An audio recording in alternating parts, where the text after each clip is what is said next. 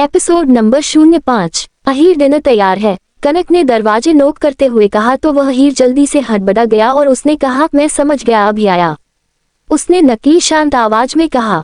तभी कनक ने धीरे से दरवाजा खोला। उसने देखा कि कंप्यूटर स्क्रीन पर एक वीडियो गेम दिखाई दे रहा है। उसने धीरे से अपना सर हिलाया और कहा, नो वीडियो गेम, मैंने तुमसे कहा था ना, लेकिन तुम मेरी बात सुनते ही नहीं, और उसके अलावा तुम्हें पायल मासी से माफी भी मांगनी होगी, समझ में आई बात?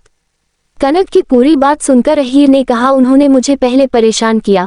अहीर ने थोड़ी रोनी से आवाज में कहा और अपनी मासूम आंखों से कनक को देखने लगा, जैसे वह किसी भी वक्त रो देगा। कनक जानती थी कि उसका बेटा नाटक कर रहा है, लेकिन फिर भी वह उसके एक्सप्रेशन इग्नोर नहीं कर पाए और उसने कहा, उन्होंने तुमसे बात की, मगर क्योंकि वह तुम्हें पसंद करती है, लेकिन तुमने एक अच्छे जेंटलमैन की तरह बिहेव नहीं किया, इसलिए तुम उनसे माफी मांगोगे। अहीर ने अपने इनोसेंट एक्सप्रेशन ही रखे और एक राहत की सांस छोड़कर बाहर गया। पायल को अभी भी अहीर बहुत अच्छा लगता था। आफ्टर ऑल इतना क्यूट जो था कि कोई भी उसे देखकर खुद को रोक नहीं पाता। अहीर ने जब माफी मांगी तो पायल ने उसे माफ कर दिया, लेकिन कुछ ही मिनट के बाद वह फिर से उसे चिढ़ाने लगी। इस बार अहीर चुपचाप सिर्फ कनक के लिए पायल की सभी बातों को बर्दाश्त करा दे, लेकिन फिर भी वह पायल से दूरी बनाने की कोशिश कर रहा था। खाना खाने के बाद वह तीनों ही अपने अपने रूम में सोने के लिए चले गए और उनकी रात बिल्कुल शांति से बीती। जब अगली सुबह कनक उठी तो अहीर ने पहले से ही नाश्ता टेबल पर लगा दिया था। भले ही नाश्ते में उसने सिर्फ ब्रेड, जैम और पैकेट से निकालकर जूस रखा था, फिर भी सिर्फ 4 साल के लिए बहुत बड़ी बात थी।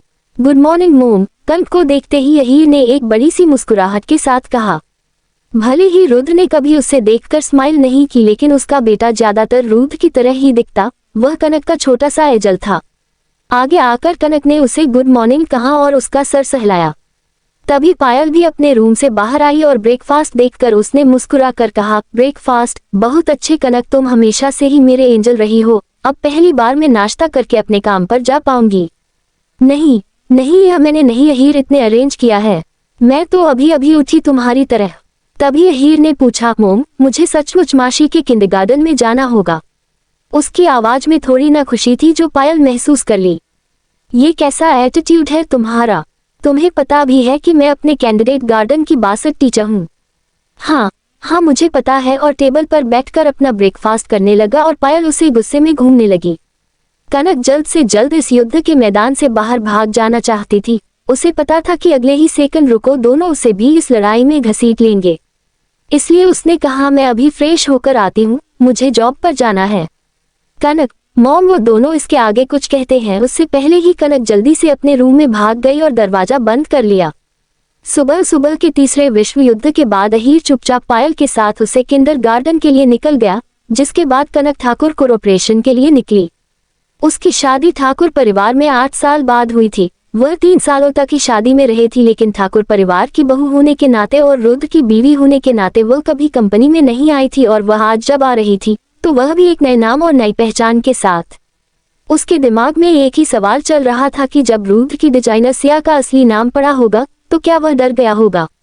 लेकिन कनक को पता था जी ऐसा बिल्कुल नहीं हुआ होगा। उसने खुद को शांत किया और मेन गेट से अंदर गई। Ma'am, how can I help you? Receptionist ने उसे रोका और एक प्रोफेशनल मैनर में पूछा। कनक ने आसपास नजर घुमाए। ये शहर का सबसे बड़ा इंटरप्राइजेस था और उसका इंटीरियर डिजाइन भी कुछ उसी तरह किया हुआ था। फिर उसने मुस्कुराकर रिसेप्शनिस्ट से कहा, मैं सिया हूँ, हाँ ग्रुप की डिजाइनर, मिस्टर ठाकुर ने मुझे यहाँ बुलाया है। कनक की बात सुनते ही रिसेप्शनिस्ट और पोलाइट हो गई। उसने कहा, वेलकम मिस सिया, प्लीज आप मुझे 1 सेकंड दीजिए, मैं सर के असिस्टेंट ऋषि सर को कॉल करती हूँ।